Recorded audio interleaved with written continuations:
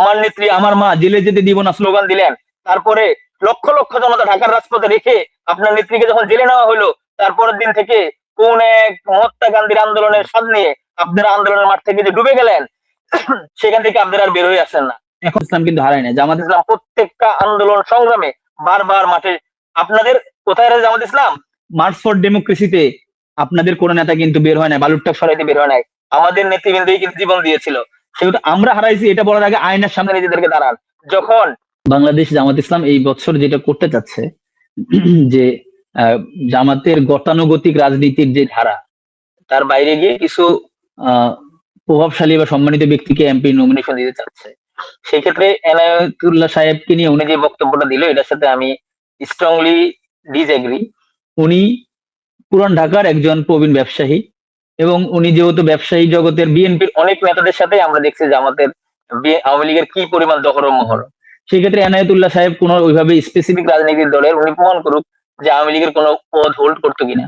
উনি যেহেতু পুরান ঢাকার একজন বাসিন্দা এবং রাজনৈতিক কারণে উনি আওয়ামী লীগের লোকজনের সাথে হয়তো বা বিভিন্ন সামাজিক প্রোগ্রামে একত্রিত হইতো, এর মানে এইটা না যে উনি মদ খেয়ে পড়ে থাকতো, উনি ইত্যাদি ইত্যাদি খারাপ কথা বলতো। এখন বাংলাদেশের কালচার হলো কাউকে পছন্দ না করলে তার সম্পর্কে অনেক খারাপ খারাপ শব্দ উচ্চারণ করে। তো এনায়েতুল্লাহ সাহেবের সম্পর্কে আমি আশা করি উনি এরপর থেকে কথা বলার সময় এটা চিন্তা ভাবনা করে বলবে। দ্বিতীয় নম্বর কথা হলো বসুন্ধরা গ্রুপ নিয়ে উনি জামাতের আমিরকে যেভাবে কথা বললো, এটা ঠিক মানে আমার মাথায় ঢুকলো না। বসুন্ধরা গ্রুপের পত্রিকার অফিসে যখন আগুন ধরা দেওয়া হয়েছে বা যখন এটিকে পোড়ায় দেওয়া হয়েছে, তখন জামাত ইসলামের আমির একজন দায়িত্বশীল পদ থেকে বলছে যে আমরা এইভাবে গণমাধ্যমের অফিস পোড়ায় দেওয়াটাকে পছন্দ করি না। সেই কারণেই আমরা এটার প্রতিবাদ করতে চাই, এবং আমরা মনে করি গণমাধ্যম সংবাদ মাধ্যমকে নিরাপত্তা দেওয়ার দায়িত্ব নিতে হবে। এইটা তো উনি আরো অ্যাপ্রিসিয়েট করা উচিত।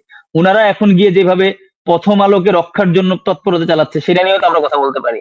যে প্রথম আলো বাংলাদেশের বিপক্ষে সারা জীবন ন্যারেটিভ তৈরি করে। তো জামাত ইসলামের আমির সাহেব তো ওই সময় যখন একটা মব ক্রিয়েট হচ্ছিল, সেই সময় পত্রিকা অফিস রক্ষার জন্য ভূমিকা নিচ্ছে, এটা তো অবশ্যই প্রশংসনীয় উদ্যোগ হওয়া উচিত। দুই নম্বর কথা হলো, আমি উনার সাথে একটা সময় একমত ছিলাম যে বেশ কিছু জায়গায় জামাতের লোকজনকে আরো অ্যাগ্রেসিভ হওয়া উচিত। আওয়ামী লীগকে রাজপথে ধরার বিষয়, আওয়ামী লীগকে মারার বিষয় আরো একটু অ্যাগ্রেসিভ হওয়া উচিত। কিন্তু আমার এই ভুলটা ভাঙছে কখন?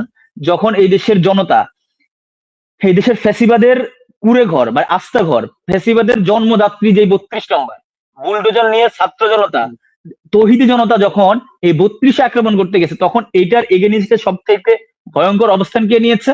বিএনপি। তারা বলছে এর সাথে আমাদের কোন রকম সম্পর্ক নাই।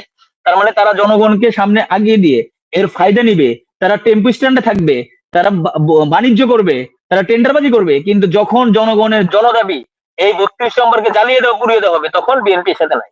আচ্ছা, এরপরে যখন তথাকথিত মুক্তিযুদ্ধের নাম দিয়ে বিভিন্ন স্বৈরাচারের দোসররা এই দেশকে অপকর্মের মানে আতুরঘর বানিয়ে ফেলেছে, জামাতের নেতৃবৃন্দকে অকথ্যভাবে নির্যাতন করেছে, তাদেরকে যখন এই ধরনের সকল বুদ্ধিজীবীদেরকে বা মুক্তিযুদ্ধের ধ্বজাধারীদেরকে যখন জামাতের লোকজন ধরা শুরু করলো এদিক ওদিক, তখন বললো জামাত ইসলাম কি করে?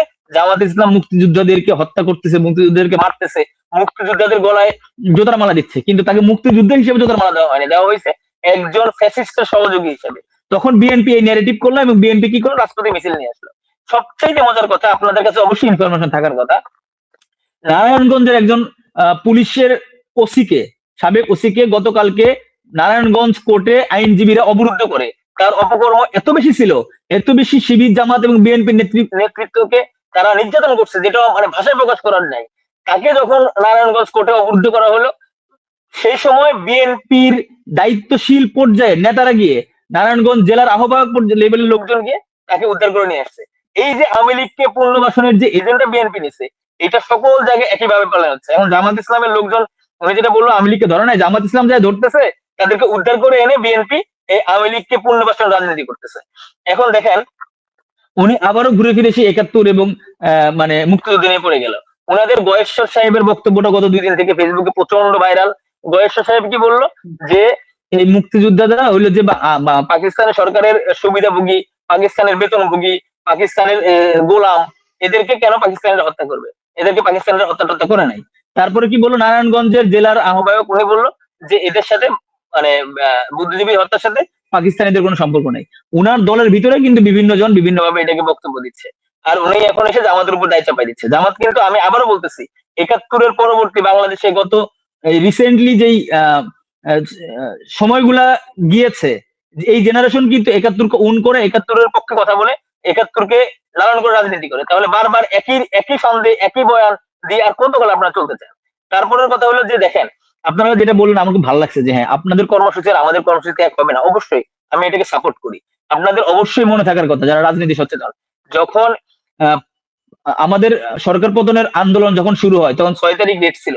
৪ তারিখ ঢাকাতে যখন ঢাকা ব্লক হয়, শাহবাগে বাংলাদেশের সকল রাজনৈতিক দল উপস্থিত ছিল এক্সেপ্ট বিএনপি। বিএনপি ৪ তারিখে কি করছে? বিএনপি পল্টনে কৃষক দলের একটা সমাবেশ ডেকেছে এবং বিএনপি সেখানে আলাদাভাবে ছিল। ছাত্রদের আন্দোলনের সাথে বিএনপি শুরু থেকে শেষ পর্যন্ত কোথাও ছিল না। এবং বিএনপি তখন বিএনপির মির্জা ফখরুল কিন্তু স্বীকার করছে যে এই আন্দোলন আমাদের না, এই আন্দোলনের সাথে আমাদের কোনো সম্পৃক্ততা নাই। একইভাবে যখন স্বাধীর হত্যার পরে বাংলাদেশের একই জনতা, একই জুলাইয়ের বিপ্লবের সকল স্টেক হোল্ডাররা একত্রিত হয়ে এক মঞ্চে এসেছে, এই বিএনপি কি করছে? এখানে আসে নাই। তারা দুদিন পর আবার বলবে আমরা তো ইন্ডিয়ার বিরুদ্ধে বক্তব্য দিই নাই, আমরা তো ইন্ডিয়ার বন্ধুই ছিলাম, এই কারণে আমরা ওই আন্দোলনে যাই নাই। তারা আসলে তাদের সুযোগ সন্ধানের রাজনীতির কারণে কোথাও থাকে না, কিন্তু যখন মোমেন্টটা চলে আসে তখন ফায়দাটা সবার আগে কে নেয়? এই বিএনপি নেয়। তারা আসলে ক্ষমতার রাজনীতি এবং সুবিধার রাজনীতি নেওয়ার জন্য এটা করতেছে।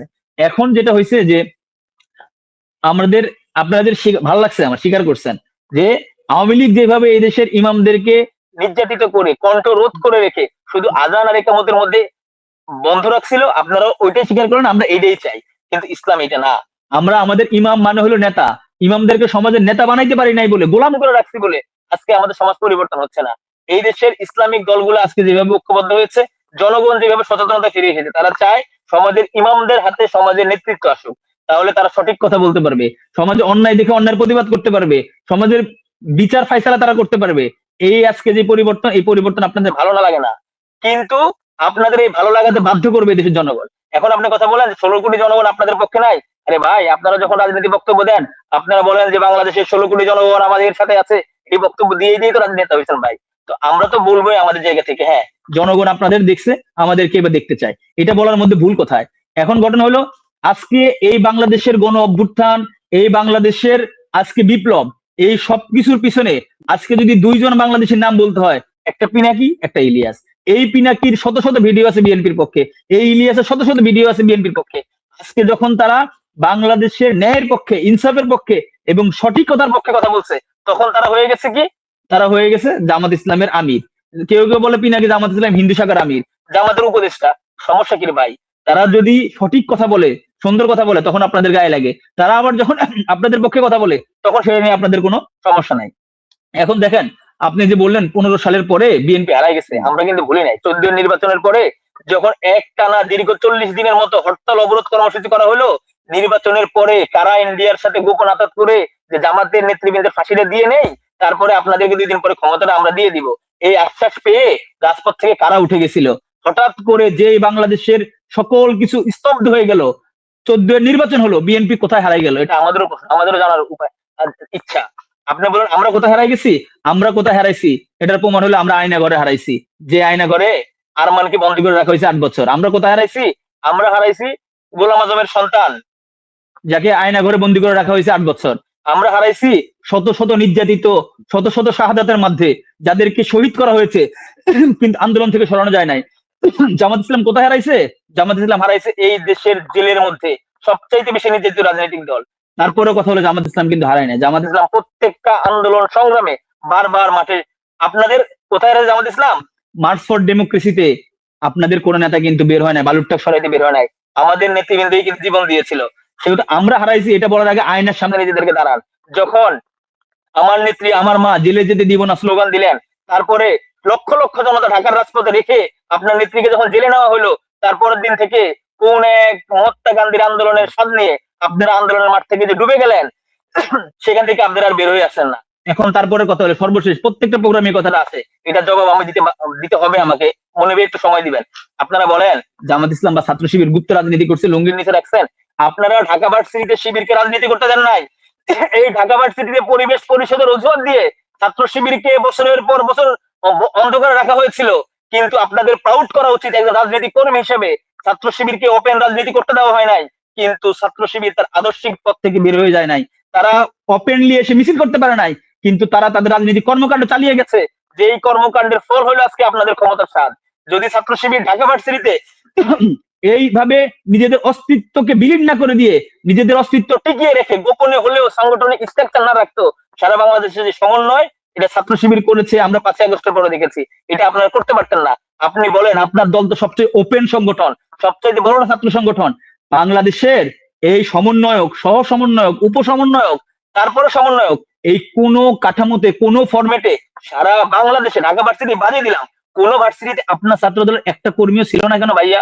কারণ আপনাদের কোনো অস্তিত্বই ছিল না, সমন্বয়ক আপনাদের হাতেই ছিল না। টোটাল আন্দোলনে মেকানিজম করার জন্য ছাত্র শিবির ভূমিকা রেখেছে। এখন ঘটনা হলে আমরা কেন বিভিন্ন জায়গায় ওপেনলি করতে পারি নাই, তার বিএনপি কে দিতে হবে। ছাত্র শিবিরের অধিকার রক্ষার জন্য 16 বছরের আওয়ামী লীগের এই সময়ে আপনারা কোথায় ছিলেন? কখনো কি আবরার ফাহাদ হত্যার পরে যদি এর প্রমাণ পাইতো যে আপনারা শিবির করে, আপনারা কথা বলতেন? বলতেন না। ঢাকা ভার্সিটির একাধিক সভাপতিকে নির্যাতন করে, আহত করে, পঙ্গুত্ব করে দেওয়া হয়েছে। ছাত্র শিবিরের তৎকালীন কেন্দ্রীয় সেক্রেটারিকে বুয়েটে নির্মম ভাবে আঘাত করে হাত পা ভেঙে দেওয়া হয়েছে। বিএনপির পক্ষ থেকে কোনো বিবৃতি আসছিল? আসে নাই।